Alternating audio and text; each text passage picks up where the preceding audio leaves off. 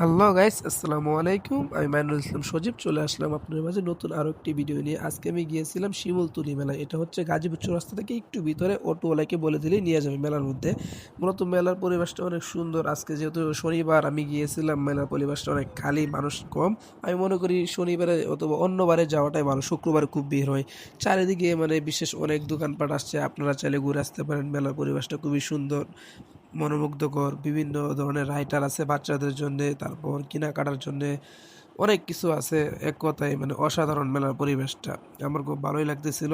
তাই আপনারা চাইলে যাইতে পারেন। এটা গাজীপুর চৌরাস্তা থেকে একটু ভিতরে, অনেক সুন্দর মেলাটা। আমি ঘুরে আসছি, আমার কাছে খুবই ভালো লাগছে। তবে মেলার মধ্যে ঘোরাফেরা তো ভাই করছি অনেক, কিন্তু বেশিরভাগই বেডি মানুষের কাপড় চোপড়, বেড়া মানুষের কাপড় চোপড় নাই।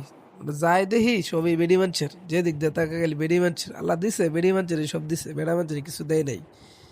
যেদিক দিয়ে যায় গেলি মহিলা মানুষের কাপড়, মহিলা মানুষের কাপড়, জিনিসপাতি সব বেড়ি মানুষের, কসমেটিক। বেড়া মানুষের কিছুই নাই জীবনে। খালি কি আছে বেড়া মানুষের জীবনে? বেড়ি মানুষের জিনিসপাতি সব বেশি।